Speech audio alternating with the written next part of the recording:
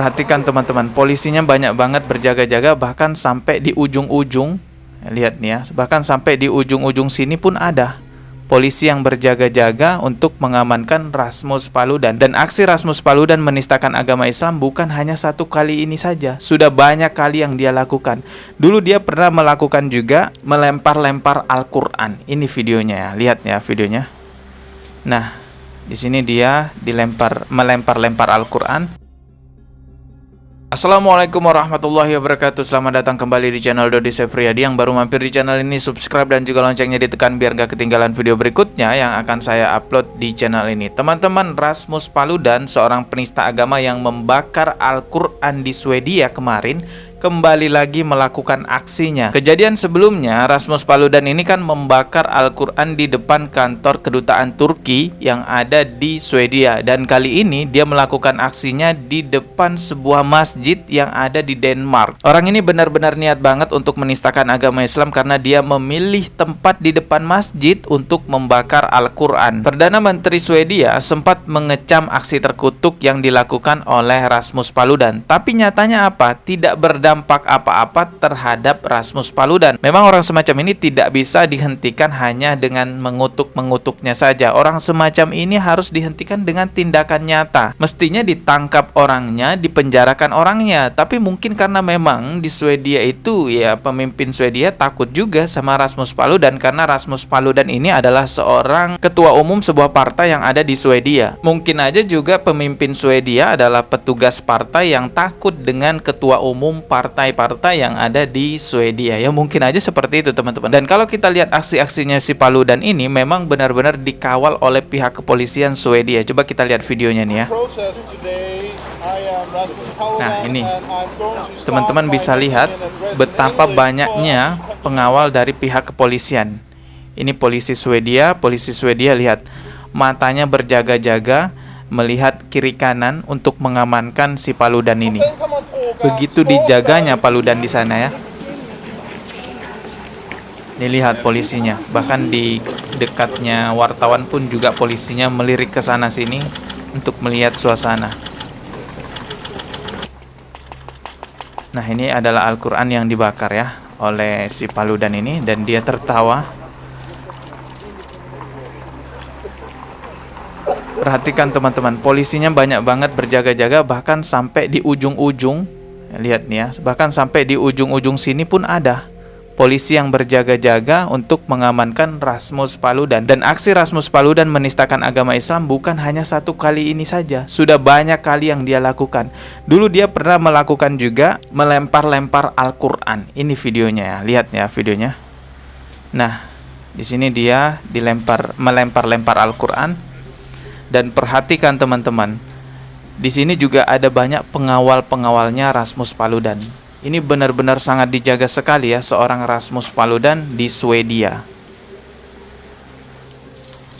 Perhatikan itu Al-Quran yang dilempar-lempar. Astagfirullahaladzim.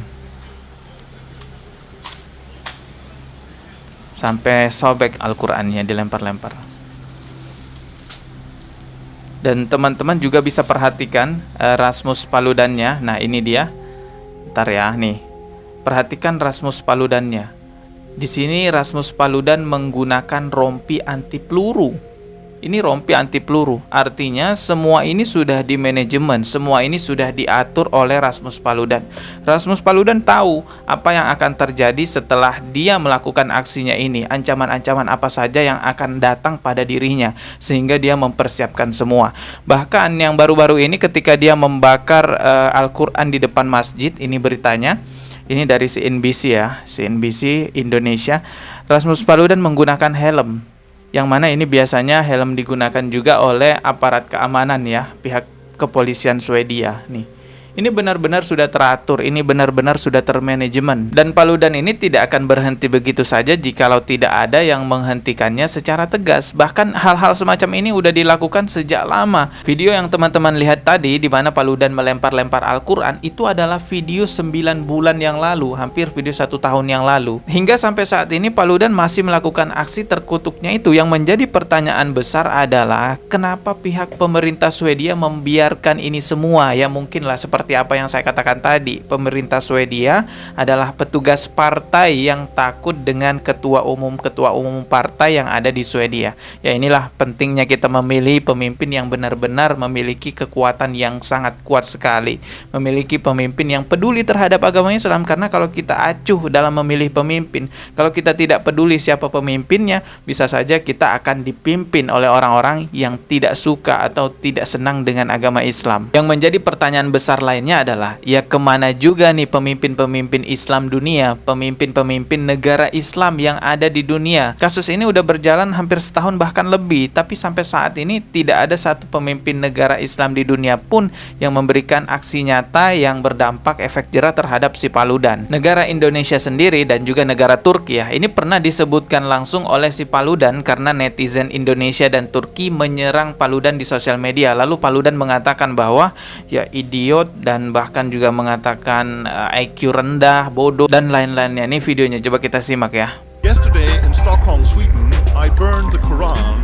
This was my own book and it's completely legal to burn your own book in Sweden and also in Denmark. And since then, unfortunately, a lot of very angry people from Turkey and Indonesia and other... Nah, di sini dia menyebutkan Turki dan Indonesia ya. Unfortunately, a lot of... Nih, banyak sekali orang-orang yang marah dari Turki dan Indonesia. Very angry people from Turkey and Indonesia and other places have written me messages. Nih, mereka mengirim pesan yang mengancam dan menyakitiku. Threatening to harm me. That is very, very stupid. Itu sangat bodoh, kata dia. That means they have a very low IQ. Aku pikir mereka itu memiliki IQ yang sangat rendah. Jadi kita ini dianggap orang-orang yang memiliki IQ yang sangat rendah karena kita mengecam aksi perbuatannya si Paludan ini. Otaknya di mana gitu ya. Mereka teriak-teriak kami radikal, mereka teriak-teriak Islam radikal, Islam garis keras.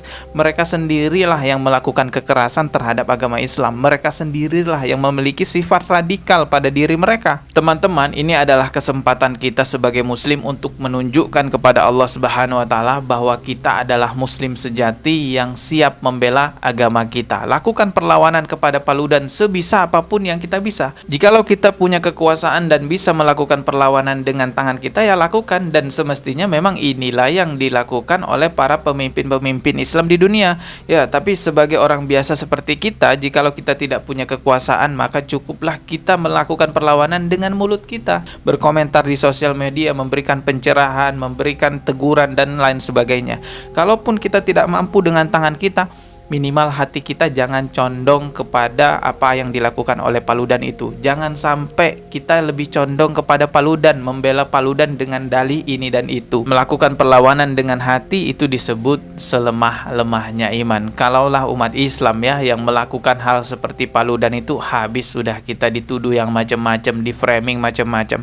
Bahkan di tahun 2017 yang lalu, umat Islam sempat dilarang masuk ke negara-negara Eropa karena dianggap Islam adalah keras, Islam adalah berbahaya. Padahal sebenarnya apa? Dunia sekarang membuktikan siapa yang keras, siapa yang berbahaya. Ya mereka itulah. Kita sebagai umat Islam tetap berpegang teguh pada prinsip Islam kita, yaitu rahmatan lil alamin. Tidak perlu kita melakukan hal yang sama seperti mereka lakukan. Tidak perlu juga kita melakukan kekerasan seperti yang mereka lakukan, membakar kitab-kitab suci dalam sebuah agama. Tidak perlu, teman-teman.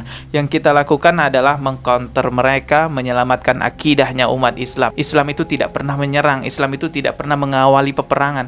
Islam itu berperang karena diserang oleh pihak musuh. Semoga video ini bisa memberikan semangat kepada teman-teman semuanya membela agama Islam dan tetap teguh pada iman Islam kita. Dan jangan mau termakan oleh framing-framing mereka bahwa Islam itu buruk, Islam itu keras dan lain sebagainya. Sekarang semuanya sudah terbukti, yang buruk itu mereka, yang keras itu mereka. Mohon maaf jika ada kata yang salah. Kita ketemu lagi di video berikutnya. Subscribe dan juga loncengnya ditekan sebagai notifikasi, dan itu gratis, teman-teman. Jadi ketika saya mengupload video terbaru, kalian mendapatkan pemberitahuan. Wassalamualaikum warahmatullahi wabarakatuh.